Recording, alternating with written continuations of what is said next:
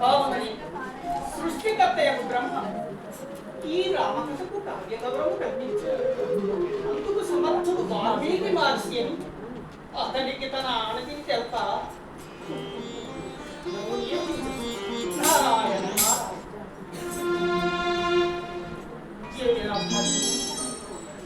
వాల్మీకి తమసానకు స్నానమాచరించడం కాదు, ఇదే నిశ్చయించున్నాడు.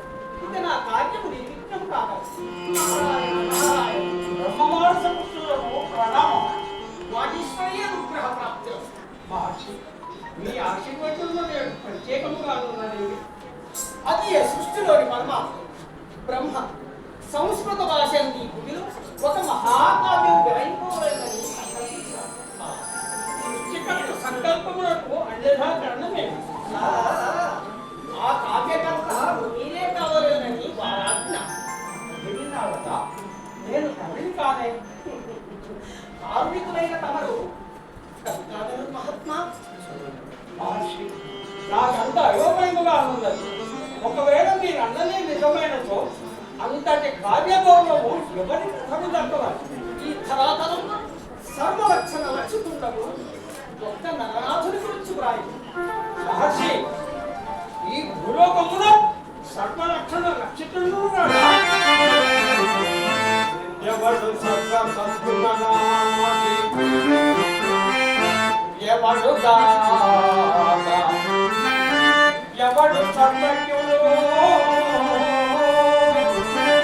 కృతజ్ఞుడవడు వీరుడవడు సర్వభూత హితముడవడు వాయువలయో చిత్తక్రోధి విద్వాంసుడవడు చెప్పుమా.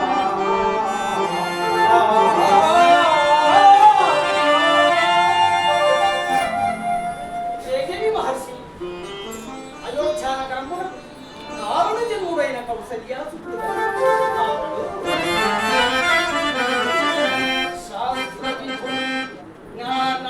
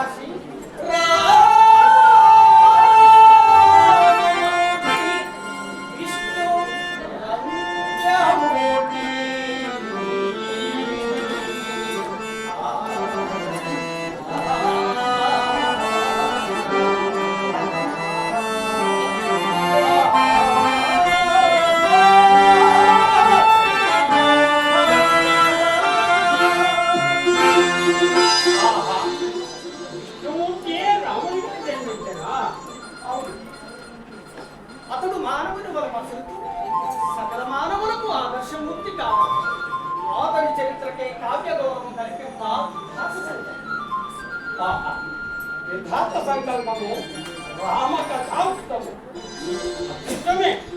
అది కానీ పోనీ నీవే ఆలోచించుకుని ఆ విధాత ఆజ్ఞ నెరవేర్చింది. ఇక కావ్య రచనకు పట్టణం ఘట్టము చేపట్టినంతనే జరుగుతున్నదంతయు నీకు అవగతమవుతున్నట్లు ఆ విధాత మనపసంగినాడు. ఈ రామాయణ రచన వల్ల మీ కీర్తి శాశ్వతమవుగా. రామాయణమా?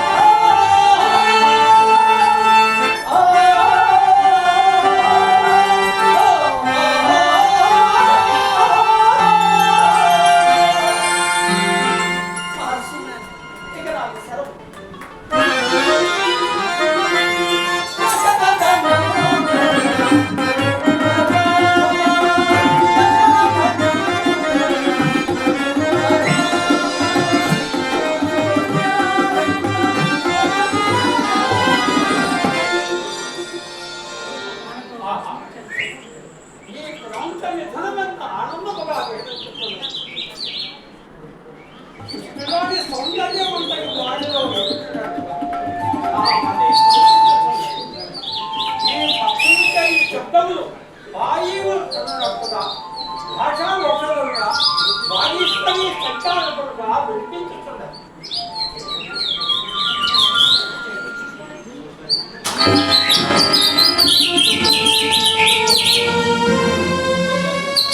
ఎంత ఘోరము, ఎంత ఘోరము! సృష్టి సౌందర్యమును ఉపాసించుతున్న ఈ ప్రపంచ విధానంలో ఈ మగపక్షిని పూర్చిన కిరాతుడెవడు?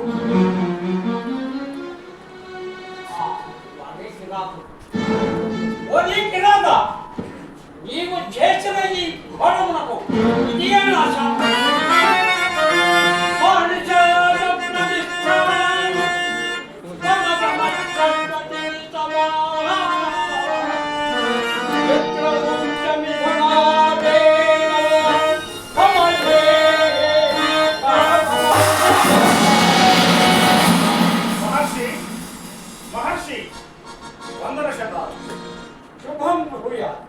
ఈ నోటి నుండి వెలువడిన ఈ శ్లోకము సమాక్షర పాదబద్ధమై లయానుగుణ్యమైన సుందర శ్లోకమే కూర్చున్నది. ఈ శ్లోకము ఒక మహాకావ్యానికి నాంది శ్లోకం అనిపిస్తున్నది. అవును, లంకా సామ్రాజ్యాది నాలుండను కుమారుండను మనవడు పౌరుషుడను కైకసిగిన మరో పేరే క్రౌంచి క్రౌంచుడను. ఒకవేళ ఈ క్రౌంచుడే క్రౌంచమైనచో మరి రాముడెవడు? శ్రీరాముడా? అతడు కథానాయకుడు కదా, మరి ఈ క్రౌంచుడు కథనాయకుడా? మహర్షి మాట్లాడలేని ఈ అనంత విశ్వంలో ఒక క్రౌంచం మరణించేంత మాత్రమున నేటికి భంగం కలుగుతుంది. ఆ సర్వేశ్వరుడే కిరాతులు బొమ్మ వచ్చి కాలము తీరిన క్రౌంచుని తీసుకెళ్ళినాడు. దానికి విచారమైన ఈ సంఘటన ఒక మహర్షి ఆంతర్యమును కళ్ళతో నింపి కథగా మరణించినది. ఈ చందోబద్ధ శ్లోకమే నాంది అయి ఒక మహాకావ్య నిర్మాణం జరుగునేని క్రౌంచుడనైన నేను కూడా మరణించడానికి సిద్ధమే.